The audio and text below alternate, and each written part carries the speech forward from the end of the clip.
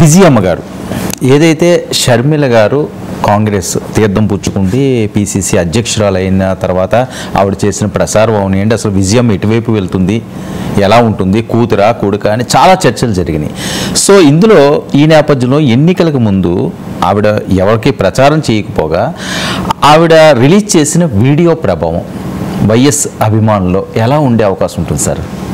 ఆ video content context రెండు చూడండి. కంటెంట్లో క్లియర్గా ఆమె షర్మిలకు మాత్రమే మద్దతు ఇచ్చింది. అవును, తప్ప జగన్ ఓడించమని ఆమె ఎక్కడ పిలిపియలే.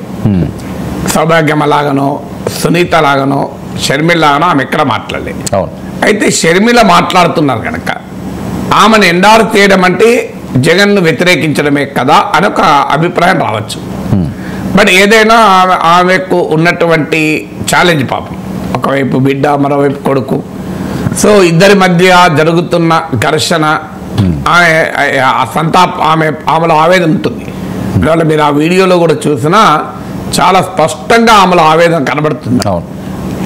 ఆమె ఏదో షర్మిలకు మద్దతు ఇస్తూ ఆ ఉత్సాహవంతంగా కాకుండా ఇలాంటి పరిస్థితి నాకు ఎందుకు వచ్చింది అనేటువంటి ఆవేదనతో మాట్లాడినట్టు క్లియర్ కనబడుతుంది. అందువల్ల ఆమె షర్మిలను గెలిపించమన్నది కానీ జగన్ ఓడించమని పిలిపివ్వలే. అయితే షర్మిలను ఓడించమంటే జగన్ గెలిపించమన్నట్టే కదా అని ఎవరైనా కంక్లూజన్ రావచ్చు. అవును. ఇప్పుడు కడపలో చంద్రబాబు నాయుడు ప్రచారం చేస్తూ జగన్ ఓడించమన్నాడు అంటే అర్థం షర్మిలను గెలిపించమన్నట్ట, టీడీపీ గెలిపించమన్నట్టే.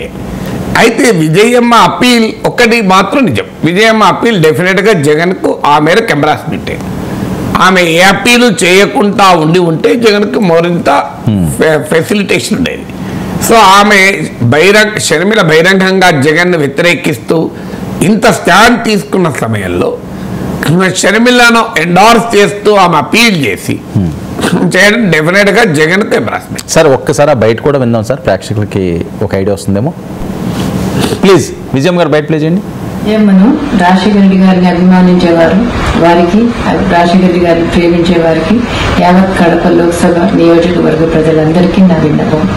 రాజశేఖర రెడ్డి గారిని ఏ విధంగా మీరు అభిమానించారు, ఏ విధంగా అర్థం చేర్చుకున్నారు, ఏ విధంగా నిలబెట్టుకున్నారు, ఆయనకు ఆయన ఊపిరి ఉన్నంత వరకు ప్రజాసేవలో మీకే అంకితమయ్యారు. మీకు సేవ చేస్తానే ఆయన చనిపోయారు.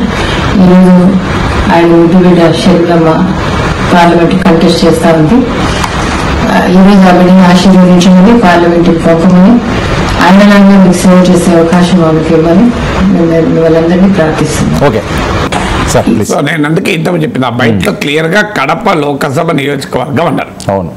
అంటే ఆమె షర్మిల నాయకత్వంలో కాంగ్రెస్ పార్టీ అభ్యర్థులందరినీ గెలిపించమని కూడా ఎక్కడ చెప్పలే. అవును.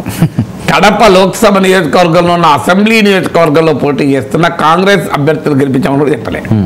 షర్మిల అభ్యర్థులే అట్లీస్ట్ ఆ లోక్సభ సెగ్మెంట్ లో. అందుకే ఆమె కడప లోకసభ నియోజకవర్గం అన్నారు ఆమె క్లియర్గా. So our appeal was very much confined to Sharmila. అయితే ఈ కంటెంట్ రీత్యా చూస్తే చాలా క్లియర్గా ఆమె ఆ డిమార్కేషన్ చేసింది. కానీ డెఫినెట్గా నేను ఇంతకుముందు చెప్పినట్లు ఒక ఎంబరాస్మెంట్ జగన్తో షర్మిల బహిరంగంగా పోరాడుతున్న సమయంలో షర్మిల ఎండార్స్ చేయడం జగన్మోహన్ రెడ్డికి ఒక పెద్ద ఎంబరాస్మెంట్. రెండవ ఎంబరాస్మెంట్ ఏంటంటే షర్మిలను కడప లోక్సభ పంపమన్నారు కానీ జగన్మోహన్ రెడ్డి మరోసారి ముఖ్యమంత్రి ఏమైనా అప్పీల్ చేయలేదు. నాకు గుర్తున్నంత వరకు అయితే అలాంటి వీడియో అయితే రాలే. ఆమె ఒకప్పుడు వైఎస్ఆర్ కాంగ్రెస్ గౌరవాధ్యక్షురాలు. షర్మిలను గెలిపించమని పిలిపించిన విజయమ్మ జగన్ను మరోసారి ముఖ్యమంత్రి చేయని ఎందుకు పిలిపివ్వలేదు అంటే ఆమె క్లియర్గా జగన్మోహన్ రెడ్డి షర్మిల కాన్ఫ్లిక్ట్లో జగన్ వైఖరిని డిసప్రూవ్ చేసిన మాట నిజం. కానీ జగన్ను ఓడించమని పిలిపైతే ఇవ్వలేదు. ఈ రెండు ఫ్యాక్టర్స్ నిజం. సో ఆమె జగన్ వ్యవహరించిన తీరు షర్మిల పట్ల ఆమెలో విముఖత వ్యతిరేకత ఉన్నదని దీన్ని బట్టి క్లియర్గా అర్థమవుతుంది. కానీ ఇది కంటెంట్ వరకు. కాంటెక్స్ట్ ఏంటి ఇది ఎవరికైనా తెలియదా? కామన్ పొలిటికల్ కామన్ సెన్స్ ఉన్న వారికి కూడా విజయమ్మ ఈ వైఖరి తీసుకుంటుంది అనేది అందరికీ తెలుసు. డౌట్ ఏంటి బహిరంగంగా వస్తుందా రాదా అనేది తప్ప.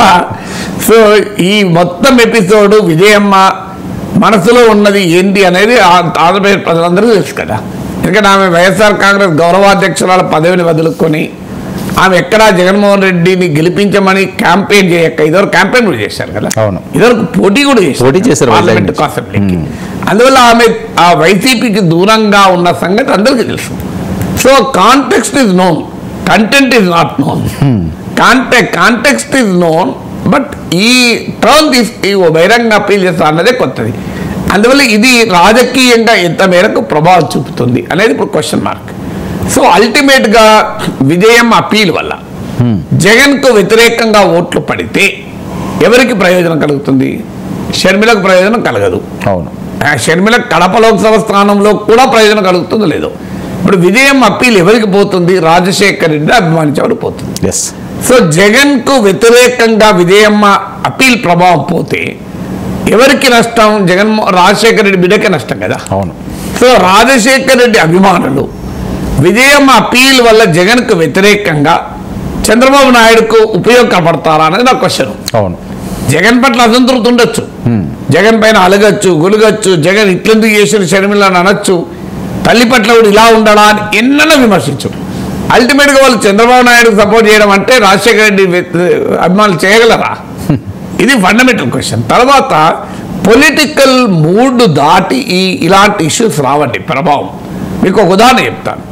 చంద్రబాబు నాయుడుకు వ్యతిరేకంగా ఒక దశలో దగ్గుపాటి పురంధేశ్వరి, దగ్గుపాటి వెంకటేశ్వరరావు ఇద్దరు తిరగబడ్డాడు. సంత ఎన్టీ రామారావు బిడ్డ అల్లుడు. అవును. ఏం ప్రభావం చూపారా? నథింగ్. అవును. సంత కొడుకు చైతన్య రథసారథి హరికృష్ణ తిరగబడ్డాడు. అవును. అన్న టీడీపీని పెట్టాడు. ఆయన ప్రభావం చూపెట్టాడా? అవును. నథింగ్. అసలు ఎన్టీ రామారావు ఏం ప్రభావం చూపెట్టా నాకు చెప్పండి. అవును. ఆయన మళ్ళీ పార్టీ పెట్టుకున్నా, ఆయన పార్టీ పెట్టుకున్న నడవలేదు కదా టీడీపీ చంద్రబాబు నాయుడు ముందు. అవును.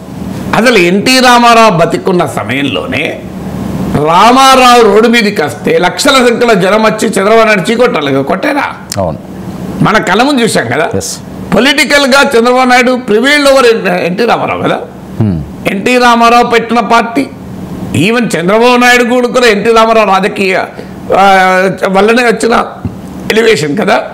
కానీ ఒక పొలిటికల్ కాంటెక్స్ట్ మూడ్లో టీడీపీ చంద్రబాబు నాయుడు వెనకాల ర్యాలీ ఎందుకని సాక్షాత్ ఎన్టీ రామారావు వెనుక కూడా ర్యాలీ కాలేదు. అవును. ఆ తర్వాత కూడా మీరు గమనిస్తే హరికృష్ణ ప్రయత్నం ఫెయిల్ అయింది, పురంధేశ్వరి ప్రయత్నం ఫెయిల్ అయింది, లక్ష్మీపార్వతి ప్రయత్నం ఫెయిల్ అయింది. అంటే దీన్ని ఎలా అర్థం చేసుకోవాలి? ఇప్పుడు జగన్ వర్సెస్ విజయమ్మ అనే కాంటెక్స్ట్ రీడ్ చేసేవారు Chandrababu Naidu versus NT Rama Rao context కన్నా పెద్దదా ఇది? అవును. అక్కడ ఎన్టీ రామారావు బయటికి వచ్చి చంద్రబాబు నాయుడు మామూలుగా తిట్టలే కదా.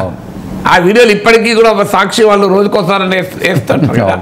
వైసీపీ వాళ్ళు ప్రచారం చేస్తారు. రాజశేఖర్ రెడ్డి గారి కంటే చాలా ఎక్కువ ప్రజలు ఎన్టీఆర్ని పూజించారు ఒక దేవుడి కింద. నేను ఆ కంపారిజన్ చేయడం లేదు కానీ బట్ స్టిల్ ఎన్టీ రామారావు తీసుకున్న యాంటీ చంద్రబాబు నాయుడు పొజిషన్ కన్నాతో పోలిస్తే విజయం అయితే యాంటీ జగన్ పొజిషన్ తీసుకోలేదు. అవును.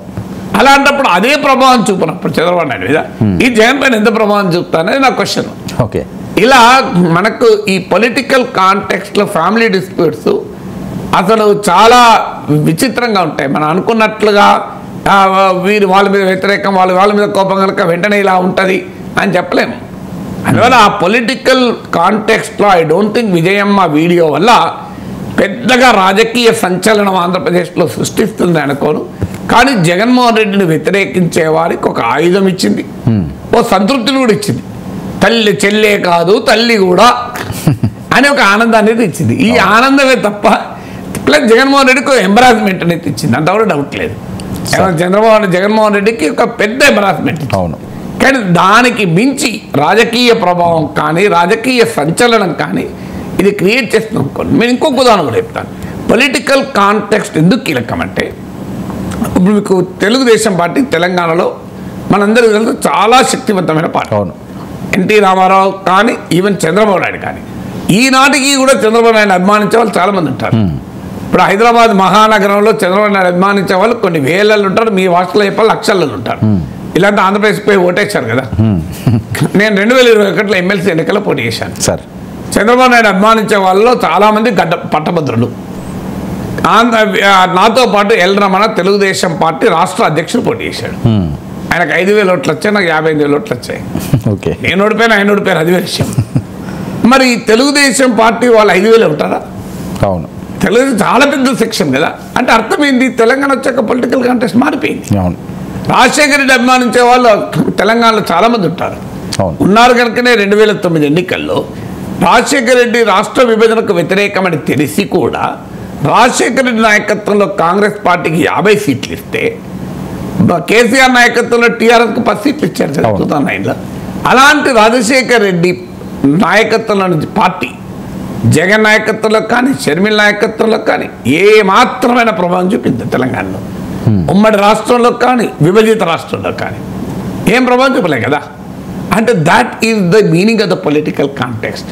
అందువల్ల విజయమ్మ పట్ల అభిమానం ఉండొచ్చు, విజయమ్మ వీడియో పట్ల జగన్ ఎంబరాస్మెంట్ కావచ్చు, కానీ దీని పొలిటికల్ ఇంపాక్ట్ ఉంటుందని అయితే నేను భావించాను. ఓకే.